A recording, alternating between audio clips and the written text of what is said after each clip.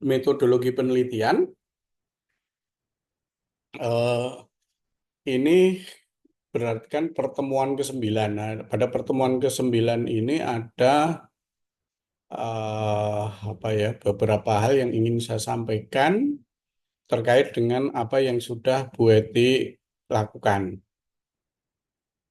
Eh, Kalau tidak salah, Bu Eti sudah minta Anda untuk eh, membuat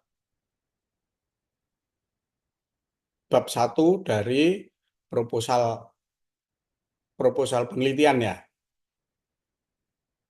iya enggak? Iya, Pak. Nah, harusnya proposal nya sudah jadi, bab satunya harusnya sudah jadi gitu. Nah, tapi ada beberapa hal yang ingin saya ketahui dulu mengenai apa yang sudah Anda lakukan, yang sudah Anda buat mengenai bab satu ini.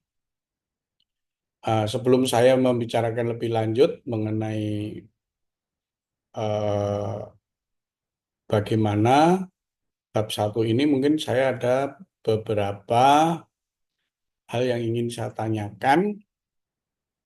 Oke, saya harap eh, Anda berinisiatif untuk eh,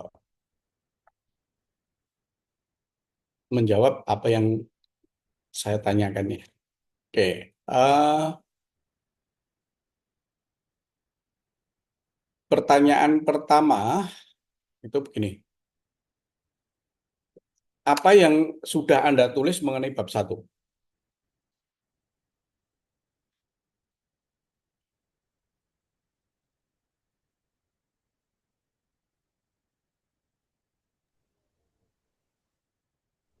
Maksudnya terkait strukturnya ya, Pak.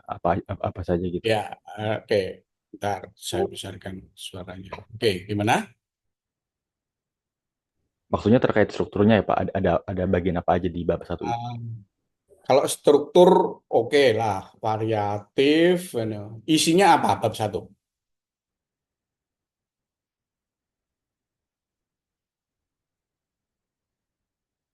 Yang paling substansi isinya apa? Latar belakang ya, Pak. Ya, latar belakang. Latar belakang itu membicarakan apa?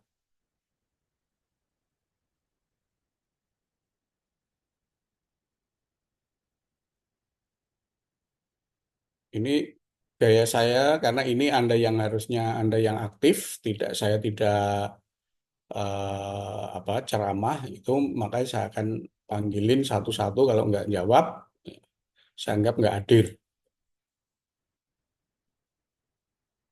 Oke.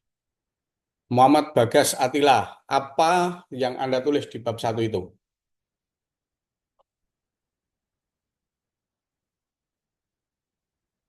Ya, Pak. Yang saya tulis di bab satu itu tentunya dari ada latar belakang masalahnya, kemudian eh, rumusan masalah, tujuan penelitian, dan manfaat yang saya teliti, Pak. Oke. Itu strukturnya. Nah, di latar belakang masalah apa yang Anda tulis?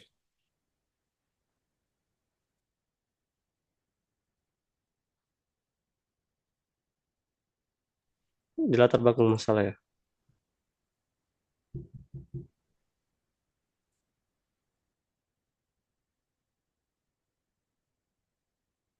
Anda nulis apa di latar belakang itu?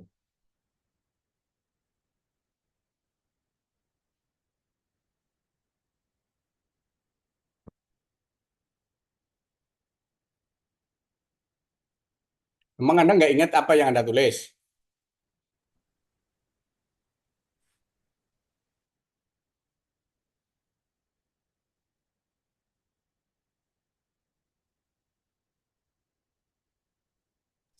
Latar belakang yang saya tulis itu isinya adalah latar belakang mengapa eh, pentingnya masalah yang saya teliti, hubungan masalahnya, kemudian ada beberapa tantangan-tantangannya, Dan mungkin pendekatan dengan metode penelitian yang saya pakai dan seperti itu siapa? Nah, tadi Anda bilang masalah pentingnya masalah. Anda tahu itu penting dari mana?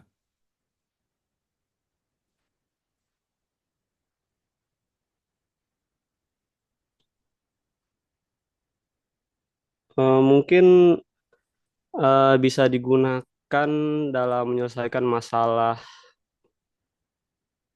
Saya untuk penelitian saya itu tentang masalah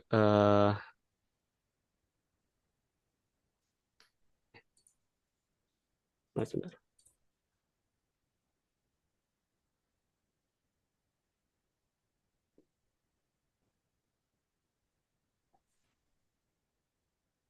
masalah penting.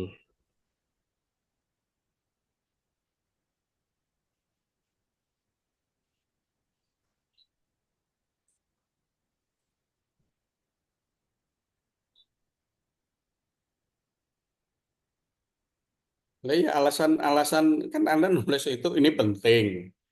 Nah, gimana Anda tahu kalau itu penting gitu loh. Kan sederhana. Kalau Anda bisa menjawab itu, ya berarti Anda ngerti gitu. Kalau Anda nggak bisa jawab, berarti kan Anda nggak ngerti apa yang Anda tulis. Ayo.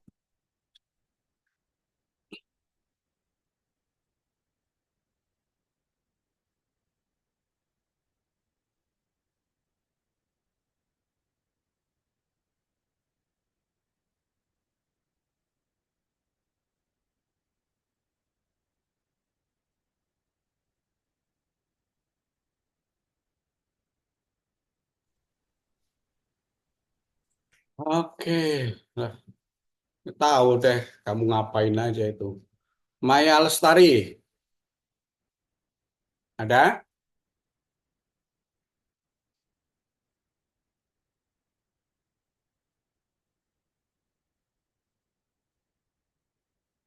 Maya Lestari Pasar Ibu nggak ada.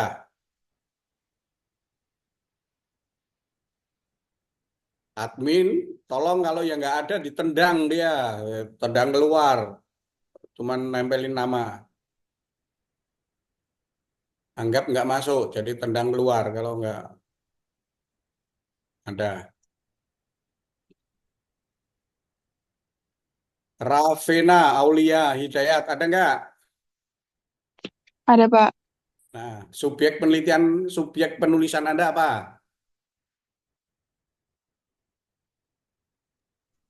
bentar Pak.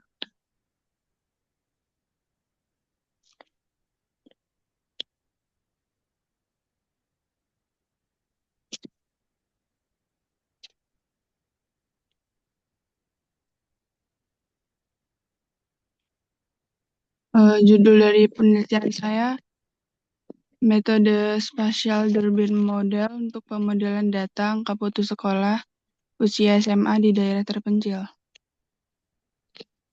Oke, terus di latar belakang Anda nulis apa? Di latar belakangnya ini saya nulis eh, beberapa apa ya, bentar. Beberapa hal yang mempengaruhi dari angka putus sekolah ini. Eh, Anda tahu hal-hal yang mempengaruhi putus sekolah itu dari mana?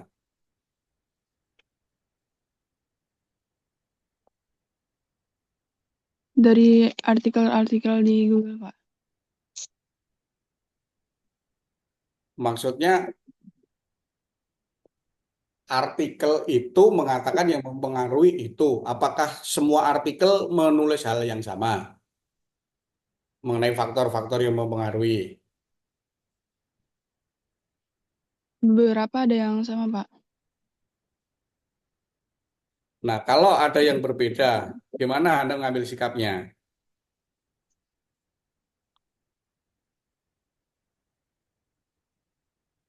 Hmm,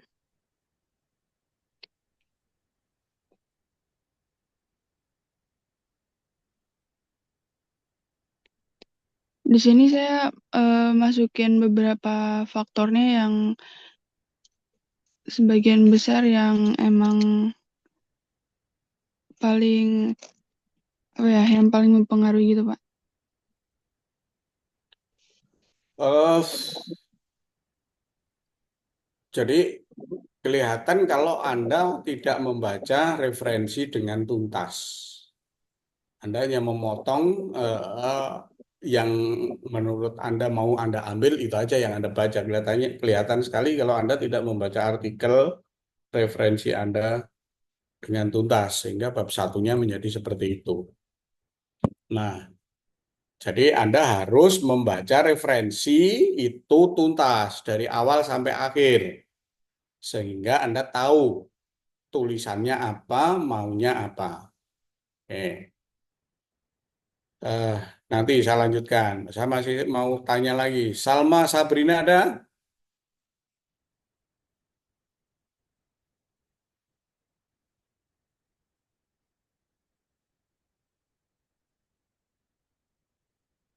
Ada Salma? Nggak ada. Berarti tolong dihitung nggak hadir. Salma.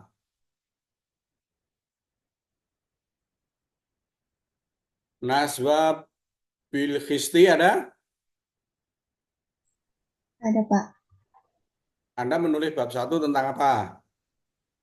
Ini saya tentang analisis surplus produsen dan surplus konsumen UMKM di Ciputat Pak. Nah, itu mengenai judulnya. Terus bab satunya Anda nulis apa? Oh, bab satunya ada latar belakang, rumusan masalah, tujuan, sama manfaat. Di latar belakang Anda tulis apa? Latar belakangnya isinya saya nulis definisi UMKM-nya dulu, UMKM itu apa, terus UMKM-nya ada di mana, terus apa yang saya analisis, kenapa saya ambil analisis surplus konsumen dan surplus produsen itu, terus bagaimana kemanfaatannya juga di kehidupan sehari-harinya gitu Pak. Hmm. UMKM itu apa? UMKM usaha mikro kecil dan menengah juga bagian yang besar dari yang penting. Nah, kenapa Anda milih UMKM? Ini saya ambil karena ada di dekat rumah saya sendiri, jadi saya kayak melihat permasalahannya, jadi saya ambil Pak. Permasalahannya apa? Tentang ini yang ketidakseimbangan harga permintaan dan penawaran. Apakah itu menjadi masalah buat UMKM? Iya Pak, karena ini kan UMKM di lingkungan kecil di rumah saya gitu. Terus jadi karena sebenarnya ada keuntungan sama kerugiannya. Keuntungannya dibuat masyarakat sekitar jadi nambah lapangan pekerjaan. Terus juga ini kan UMKM kerupuk ya. Terus jadi lebih mudah buat dapetin barang kerupuknya itu. Tapi karena dekat dan karena di lingkungan tetangga itu jadi banyak yang minta harga lebih murah gitu. Nah, itu juga buat produsennya tuh jadi apa ya? Sulit untuk menentukan harga jual yang pas gitu. Nah, sekarang Anda tahu oh, itu masalah dari mana? Itu menjadi masalah Anda tahunya dari mana? Karena dari produsennya merasa kesulitan buat nentuin harga yang pas. Jadi bisa untung buat dua-duanya gitu, keseimbangan antara produsen sama konsumennya. Oke, jadi di situ ada Anda tahu itu masalah karena ada informasi dari penjualnya. Iya, Pak. Nah, berarti Anda membahas itu dari sudut pandang nanti dari sudut pandang penjualnya. Sebenarnya rencananya dari dua-duanya sih, Pak. Nah, Produsen kalau penjual. dari sudut pandang dua-duanya, gimana kajian teorinya nanti? Hmm. Kalau dari sudut pandang dua-duanya itu pasti akan ada kejadian bukan persamaan, tetapi pertidaksamaan. Oh. Pasti yang namanya pedagang itu filosofi dasarnya adalah mencari keuntungan sebanyak-banyaknya. Iya. Sementara pembeli itu filosofi dasarnya mencari harga semurah-murahnya. Kan kontradiktif tuh. Berarti nggak bisa kayak dari dua sudut pandang itu dicari keseimbangannya nggak bisa, Pak. Keseimbangannya gimana? Dari sisi mana? Kan kamu menghitung antara biaya pembelian, biaya, biaya penjualan, dan biaya pembelian kan berbeda. Iya. Gimana ngitungnya? Karena Ini kalau saya, biaya biaya penjualan itu kan memperhitungkan faktor-faktor produksi. Sementara kalau biaya pembelian kan dia nggak memperhitungkan faktor produksi. Satu-satunya yang dia perhitungkan adalah modal yang dia punya. Terus gimana? ini saya coba pakai analisis surplus produsen dan konsumen itu, Pak. Lah iya dari dua sudut pandang dengan instrumen yang berbeda, dengan variabel yang berbeda. Terus nanti eh, pertanyaannya, hasil analisis Anda itu akan menyelesaikan rumusan masalah Anda enggak? Hmm. Oke. Rumusan masalah Anda apa? Misalnya, bagaimana cara menghitung cost surplus pada UMKM rumus awal menggunakan konsep, ini saya menggunakan konsep integral tentu, tapi dengan metode Romberg. Nah, kalau itu kan berarti dari sudut pandang anu produsen, Hmm. bukan dari sudut pandang konsumen. Nah, terus dari sudut pandang konsumennya, Hmm.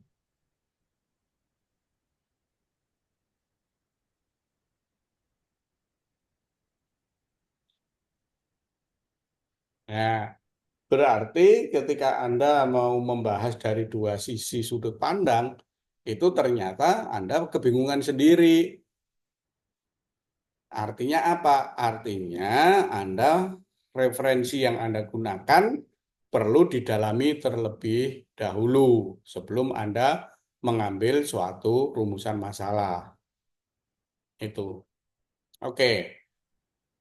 Nah, dari apa yang saya sampaikan ini, eh, saya bisa mengambil sedikit informasi. Yang pertama, mungkin selama ini dengan Bu Eti, Anda atau mungkin dengan saya juga, dengan dosen yang lain, ada dengan model kuliah online begini, Anda nyalakan gadget Anda, setelah itu Anda tinggal pergi, Anda tinggal kemana gitu. Ketika diperintah, disuruh satu-satu, tidak langsung menjawab. Ada gap di situ.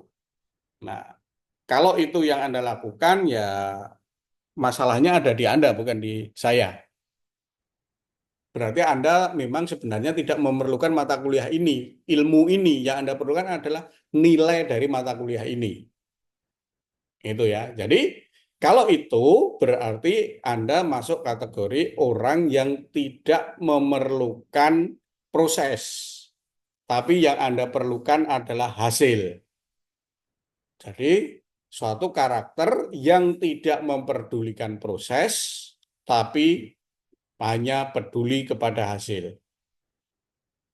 Nah, kalau itu menjadi karakter mahasiswa, ya selamat, Anda nanti tidak bakalan memperoleh pekerjaan, ataupun kalau Anda bekerja, nggak bakalan dihargai sebagaimana layaknya pegawai yang mampu bekerja mengikuti proses dengan baik.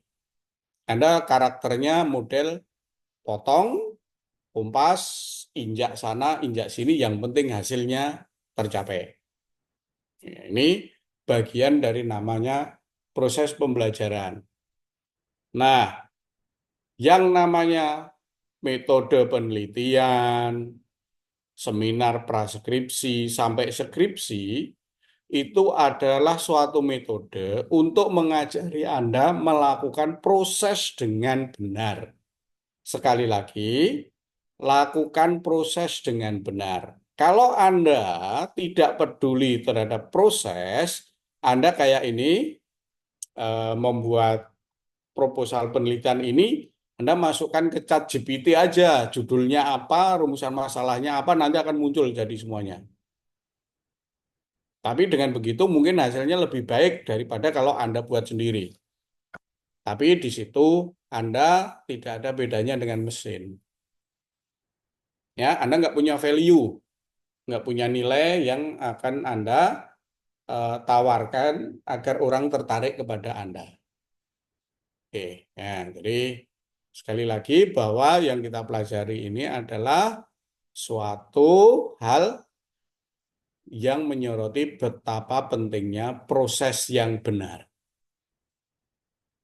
Oke, nah untuk semua karya ilmiah, mau skripsi, tesis, disertasi, penelitian, apapun, itu mempunyai prinsip dasar untuk dilakukan dengan standar pertanyaan. Nah, sebenarnya begini, di latar belakang masalah, pertanyaan dasarnya apa sih? Yang bisa menjawab. Latar belakang masalah itu menjawab masalah apa sih?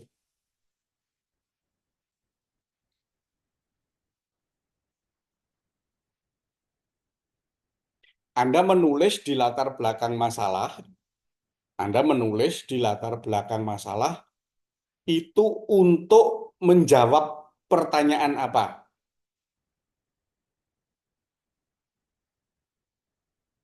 Ada yang bisa jawab?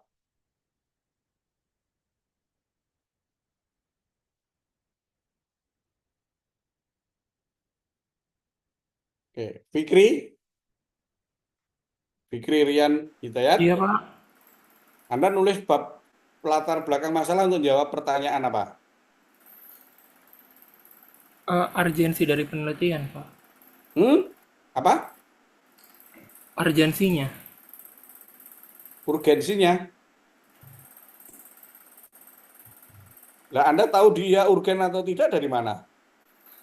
Kalau bab satu saya menjelaskan tentang fenomena-fenomena yang terjadi, Pak.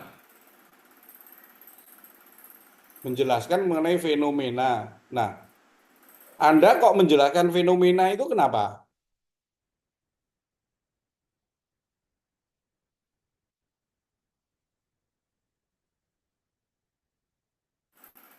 Untuk meneliti permasalahannya, Pak. Permasalahan dan fenomena tersebut.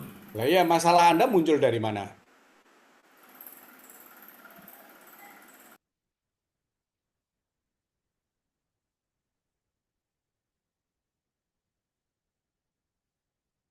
Dari hal-hal yang terjadi. Maksudnya hal-hal yang terjadi? Penelitian saya kan berkaitan dengan hasil pemilu ya, Pak. Di mana Yes. hasil pemilu yang kemarin kan menimbulkan beragam macam permasalahan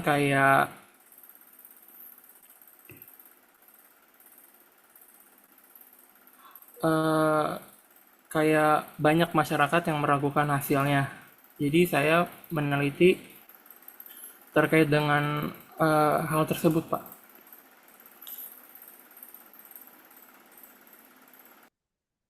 Masyarakat meragukan hasil pemilu.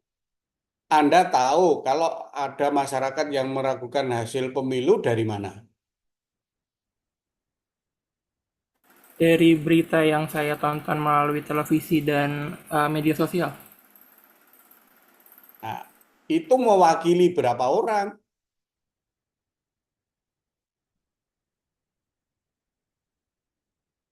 Kalau orang Indonesia itu ada 360 juta, terus ada informasi dari 2 orang, apakah itu jadi masalah?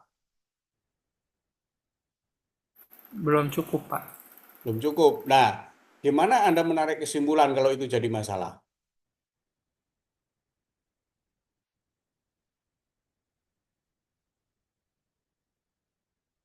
Dari pengguna media sosial kan luas ya, Pak. Mungkin saya bisa ambil dari yang masyarakat DKI.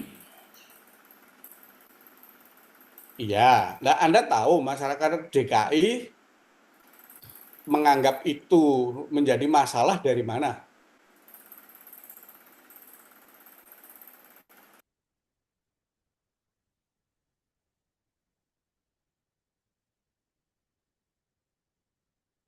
Ya, berarti di situ Anda itu harus memahami yang namanya fakta, yang namanya data. Bisa jadi ada fakta, tapi tidak dilengkapi dengan data. Tapi bisa saja ada data, tapi tidak dilengkapi dengan fakta. Nah, Anda, Pak, di televisi begini, di koran begini, di media sosial begini. Apakah itu betul-betul fakta, ataukah itu hanya sekedar opini orang? Nah, itu yang harus Anda bedakan. Kalau opini tidak bisa jadikan bahan untuk menjadi penelitian, karena opini itu sifatnya tidak langgeng. Hari ini bilang A, besok pagi bilang B, maka yang namanya keajekan sumber informasi tidak ada. Maka semua hal kalau ditarik kesimpulan dari sumber informasi yang tidak ajek itu pasti bias. Jadi Anda harus didasarkan kepada data dan fakta. Nah, data dan fakta itu dari mana? Anda peroleh. Bisa saja Anda melakukan data dan fakta ini, datanya data primer, data yang Anda kumpulkan sendiri. Berarti Anda mempunyai penelitian awal mengumpulkan data dari 10.000 orang, Anda ambil sampel 1.000 orang, Anda tanya. Nah, itu ada data, ada fakta. Tapi kalau dari Indonesia ini 360 juta, terus Anda hanya membaca koran, atau Anda ketemu di media sosial, terus Anda ambil kesimpulan itu sebagai data, berarti Anda bias. Nah, supaya tidak bias bagaimana? Ya, Anda harus ngumpulin data. Datanya dari mana? Data primer, tadi yang saya katakan, bisa juga data sekunder. Data yang Anda ambil dari sumber yang lain. Misalkan, sudah ada orang yang meneliti mengenai persepsi mereka terhadap pemilu. Nah, itu yang Anda gunakan jadi referensi. Paham nggak dengan apa yang saya omongkan? Paham, Pak. Nah, berarti ada sesuatu yang harus Anda perbaiki di bab 1.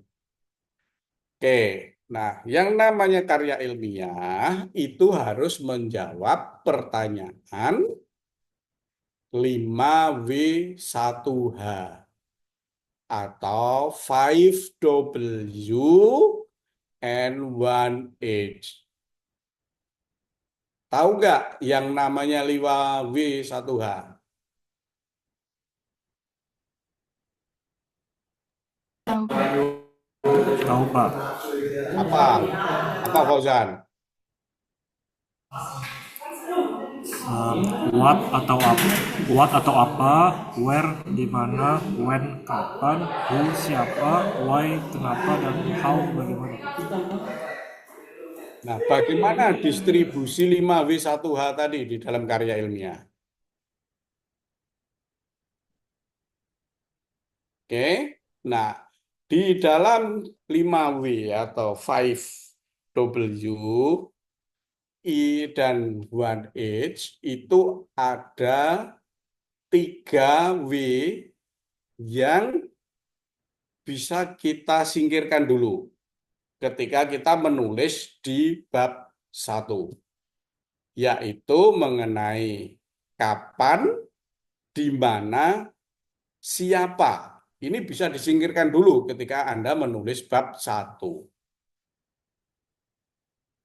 Jadi, bab 1 itu menulis mengenai jawaban atau dibimbing oleh pertanyaan what and why.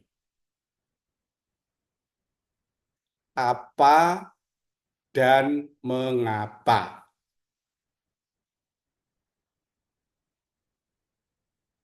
Nah, apa itu tidak didasarkan kepada pikiran Anda, tidak didasarkan kepada opini Anda, tapi harus didasarkan kepada sumber-sumber yang valid dan kredibel.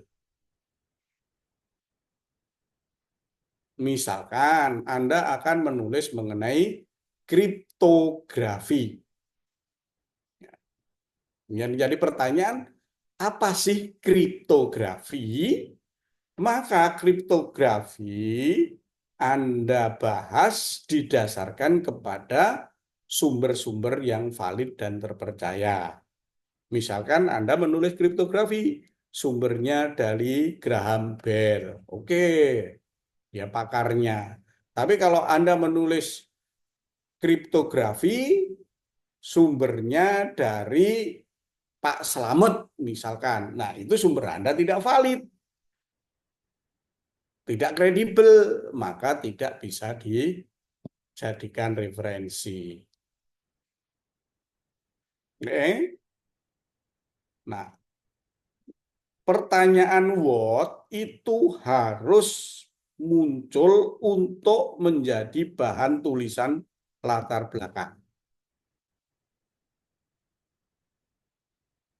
Nah, itu artinya latar belakang itu akan semakin berkualitas, berisi, bernas, kalau Anda banyak membaca. Kalau Anda nggak membaca, maka tulisannya akan menjadi dangkal, kering, dan tidak bermakna. Nah, ini masalah utama kita, orang Indonesia itu membaca. Karena karakter orang Indonesia itu adalah membaca itu paling panjang 3 baris, itu udah cukup. Kalau menonton, melihat sesuatu juga 5 menit pertama, itu sudah cukup. Sisanya beropini dengan kepalanya masing-masing. Akibatnya yang ditulis itu menjadi tidak bermakna. Apa yang saya katakan ini bisa Anda buktikan dengan melihat contoh. Karena orang Indonesia itu tidak suka membaca, maka dia tidak pandai menulis. Contohnya kita sering dengar yang namanya Candi Borobudur dibangun dalam 1 malam. Yang namanya Gunung Tangkuban Perahu berasal dari perahu yang ditendang terbalik. Nah, dan itu dipercaya oleh sebagian besar orang yang memang dia tidak suka membaca, dia lebih suka mendengar. Itu dulu. Kalau sekarang orang Indonesia hobi membaca sepotong, berasal dari Twitter, berasal dari TikTok, berdasar dari short YouTube. Dengan sepotong berita itu, dia mengambil kesimpulan menjadi pengadil yang maha benar. Sehingga banyak orang yang dihukum karena sepotong informasi, dihakimi karena sepotong informasi.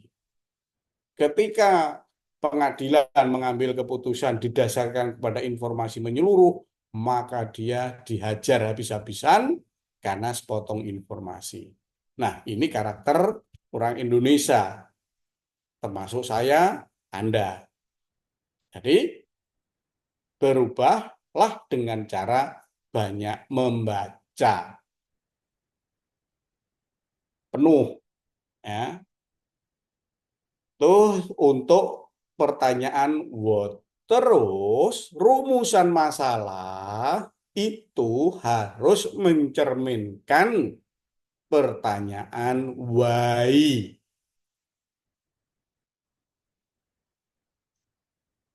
Oke. Agnieszka, rumusan masalah Anda apa? Ya, Pak. Rumusan masalahnya apa?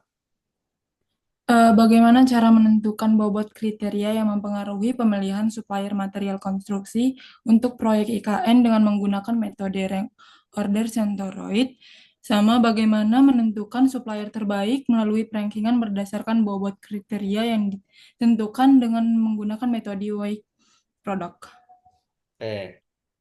Sepintas saya yang ingat yang pertanyaan kedua. Bagaimana menentukan upaya terbaik?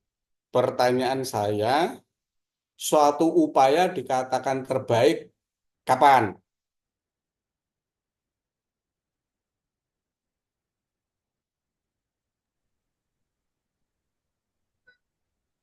Saat hasilnya udah ada, Pak. Kalau hasilnya jelek, Bisa aja itu menjadi penentuan terbaik, tergantung sudut pandang ininya. nah, oke. Jawaban Anda adalah opini Anda, apa yang ada di kepala Anda. Meskinya ada yang namanya kriteria. Suatu hal itu disebut baik jika, misalkan kan gini, kalau Anda ujian terus dapat nilai B disebut baik. Kenapa? Karena Anda memperoleh hasil 70.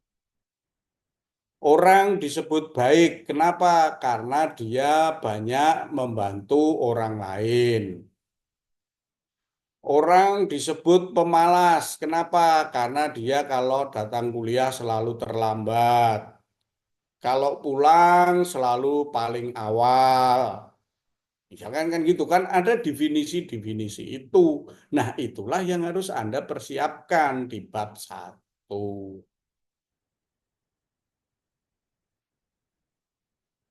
Oke, Pak. Jadi bab 1 itu harus menjawab pertanyaan what dan why. Sedangkan pertanyaan siapa, kapan, di mana itu nanti untuk dijawab pada masalah datanya. Siapa yang jadi objek penelitian, siapa yang melakukan penelitian, sampelnya siapa, dan seterusnya. Di mana datanya diambil, kapan datanya diambil, oleh siapa, dan seterusnya. Jadi siapa, kapan, di mana itu nanti dikaitkan dengan data. Sedangkan pembahasan itu menulis mengenai jawaban why.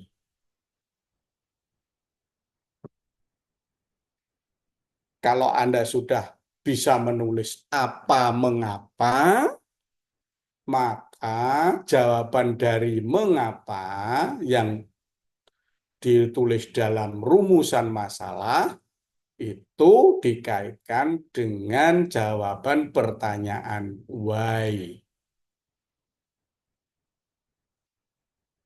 Oke, ya. Jelas nggak yang saya sampaikan?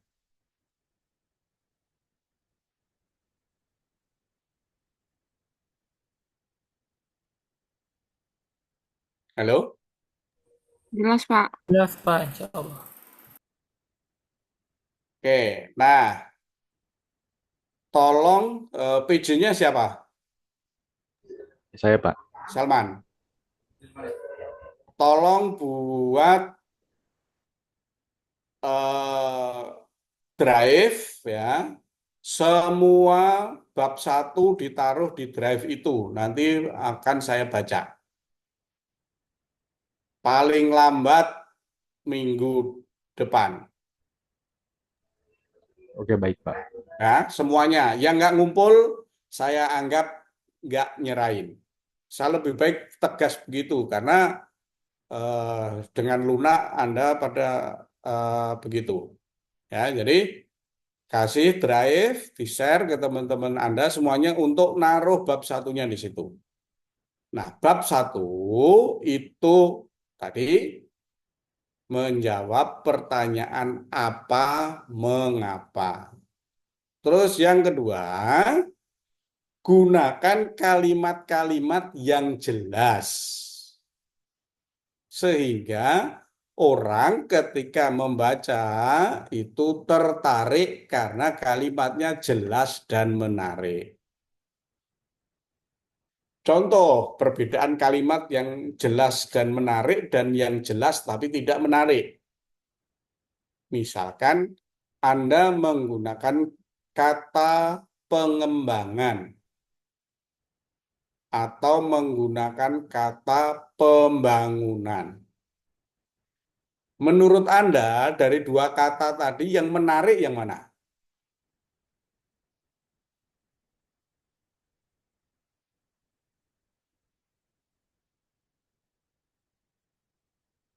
Elvin,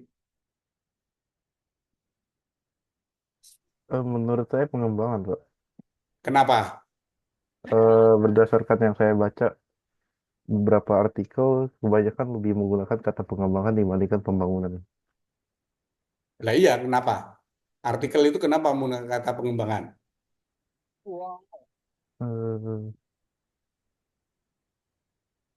Masalah menarik, ya.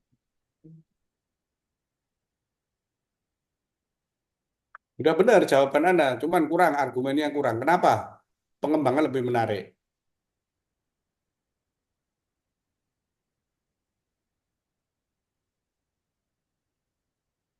Oke, ada yang lain bisa dibantu? Ilham, Argo,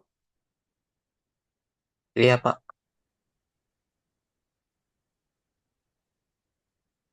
dengar pertanyaannya tadi? dengar Pak. Menurut saya pengembangan itu lebih menarik karena berlanjutan dari yang udah ada. Iya. Jadi pemilihan kata pengembangan itu lebih menarik daripada pembangunan. Asumsinya kenapa? Kalau pengembangan itu berangkat dari sesuatu yang sudah ada. Sementara kalau pembangunan berangkat dari sesuatu yang belum ada. Nah, artinya kalau diukur dari kerja, kalau pembangunan orang itu sudah bekerja, sudah ada effortnya. Itu pengembangan. Tapi kalau pembangunan, orang belum tahu apakah ada effort atau ada kerja yang dilakukan sebelumnya atau tidak. Orang nggak tahu. Sama seperti nanti Anda nulis di judul. gunakan kalimat yang tidak terlalu panjang. Ya, usahakan jangan lebih dari 15 suku kata. Usahakan judul singkat, padat, efektif. Jangan terlalu panjang. Kalau judul terlalu panjang, orang kehilangan fokus substansinya apa. Gitu ya.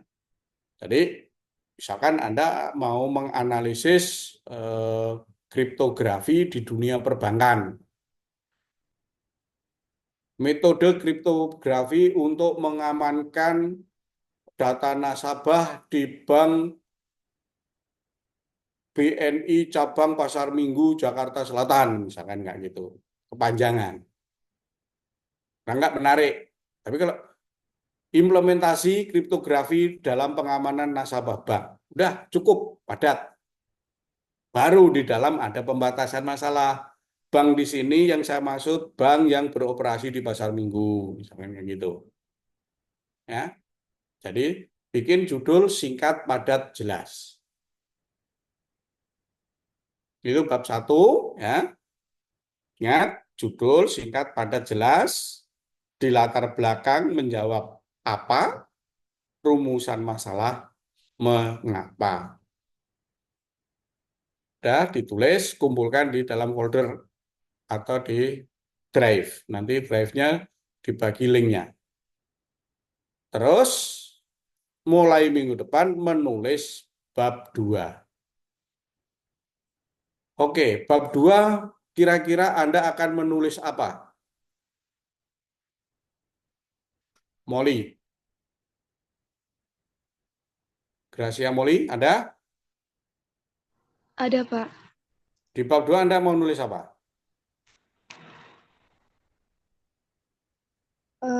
Dari landasan teori dari judul yang saya ambil, Pak.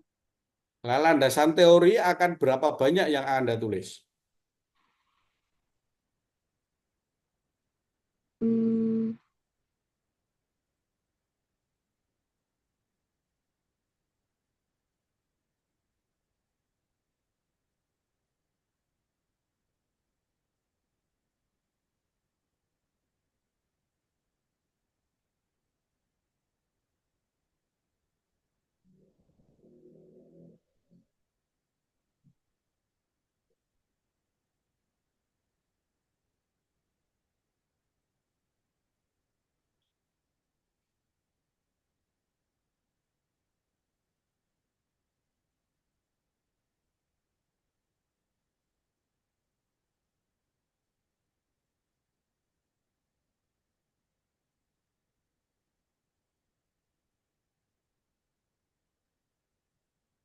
Seberapa banyaknya itu gimana ya, Pak, maksudnya? Mana ya? Kan Anda akan menulis kajian teori. Seberapa banyak itu terkait dengan judul Anda. Kalau judul Anda itu misalkan mau membandingkan beberapa metode, kan berarti kajian teorinya banyak. Contohnya begitu kan. Tapi kalau Anda hanya menulis mengenai satu metode, berarti kan kajian teorinya nggak banyak. Eh, Nah, kalau saya ukurannya gimana? kalau saya metodenya hanya satu, Pak. Tapi membandingkan dari beberapa variabel yang saya ambil aja. Oke. Nah, kajian teori, sumber yang akan Anda jadikan sumber untuk kajian teori apa? Kalau sejauh ini saya masih baru membaca kayak dari artikel-artikel dan mungkin penjelasan-penjelasan dari karena saya ngambil dari data-data sekunder dari BPS, jadi saya kayak baru baca-baca dari webnya itu sih, Pak. Sampai buat sekarang saya masih belum kayak kebayang gimana, tapi sejauh ini gambaran umum yang bakal saya tulis saya dapatnya baru kayak gitu, Pak. Oke, makasih. Jadi, saya sarankan untuk referensi itu ada 2 sumber, yaitu yang pertama buku, yang kedua artikel atau jurnal ilmiah atau eh, proceeding ya. Oke. Untuk buku bisa Anda menggunakan buku yang katakanlah agak tua tetapi diterbitkan oleh penerbit yang berkualitas. Nah, penerbit yang berkualitas berarti penerbit yang mempunyai ISSN dan izin-izin yang lain. Apalagi penerbit-penerbit yang katakanlah sudah sangat terkenal kualitasnya. Misalkan kalau di Indonesia penerbit, saya tidak disponsori ya, ini hanya mengatakan bahwa penerbit Erlangga kualitas terbitannya, kualitas tulisannya, penulis-penulis ya diterbitkan oleh penerbit Erlangga, Gramedia itu jauh lebih baik daripada penerbit-penerbit yang lain yang sekarang ini menjamur, yang berburu penulis untuk menulis buku, sehingga banyak buku yang kualitasnya sangat jelek. Ya, jadi untuk referensi gunakan buku-buku dari penerbit-penerbit yang berkualitas, misalkan dari Wiley, dari eh, Harvest, dari yang lain. Jadi kualitas-kualitas yang bagus. Kemudian untuk jurnal, tolong gunakan jurnal yang berkualitas. Jurnal yang berkualitas itu tentu saja jurnal-jurnal yang terindeks secara internasional itu diindikasikan sebagai jurnal yang bagus. Nah, salah satu yang saya tidak rekomendasikan untuk dijadikan referensi Anda itu adalah publikasi atau artikel yang ditulis oleh 3 orang dari perguruan tinggi yang sama. Saya yakin referensi Anda mayoritas begitu. Jadi, kalau Anda ngambil artikel yang ditulis oleh 3 orang, misalkan A, B, dan C dari Universitas X, itu. Kalau yang seperti ini, saya harap itu tidak jadikan referensi. Kenapa? Karena itu merupakan skripsi dari mahasiswa yang diterbitkan. Kenapa? Apakah Bapak nggak menghargai mahasiswa? Bukan itu masalahnya. Saya inginkan Anda itu menulis sesuatu dengan bahan yang berkualitas baik. Sehingga nanti hasilnya juga akan baik. Jadi cari jurnal-jurnal yang penulisnya 1 orang, 2 orang, atau lebih dari 4 orang. Dan berasal dari perguruan tinggi yang berbeda. Jangan satu perguruan tinggi. Misalkan A, B, C dari Universitas Gajah Mada. Udah, meskipun itu UGM nggak usah jadikan referensi. Tapi bisa dibaca. Saya harap seperti itu. Apalagi ya, Anda juga menggunakan referensi yang diterbitkan oleh jurnal internasional menggunakan bahasa internasional. Oke. Ya, jadi sekali lagi tolong bab 1 kumpulkan semuanya di folder, di drive, nanti saya baca. Kemudian Anda coba mulai menulis bab 2 itu dengan membuat pointer-pointer, judulnya apa, yang akan Anda jadikan kajian teorinya apa saja.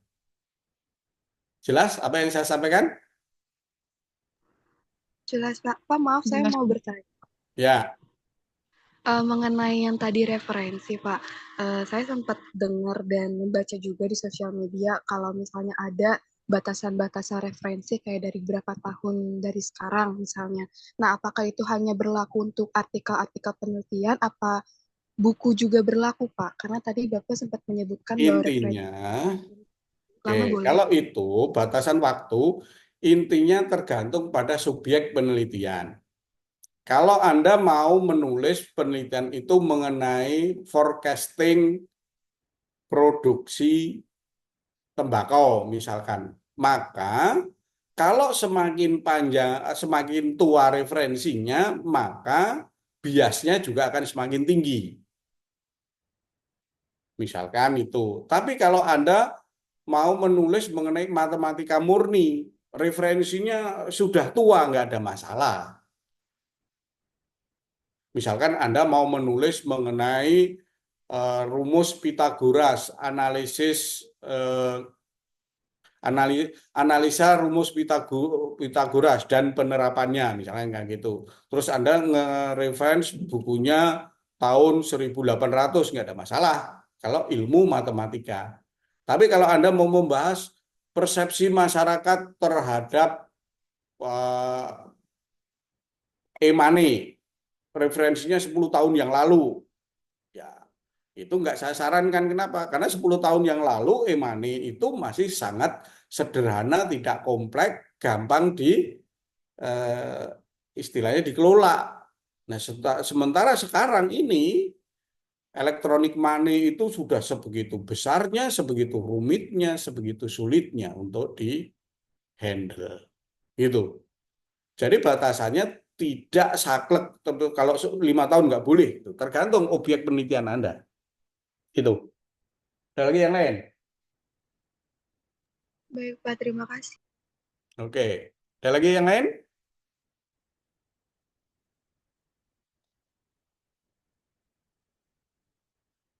Oke, kalau nggak ada, saya cukupkan sekian dulu. Nanti kita lanjutkan minggu depan. Kalau nggak salah, minggu depan kita offline. Saya kira itu ya. Terima kasih. Assalamualaikum warahmatullahi wabarakatuh. Waalaikumsalam. Waalaikumsalam warahmatullahi wabarakatuh. Terima kasih, Waalaikumsalam Pak. warahmatullahi wabarakatuh. Terima kasih, Pak. Waalaikumsalam. Terima kasih, Pak.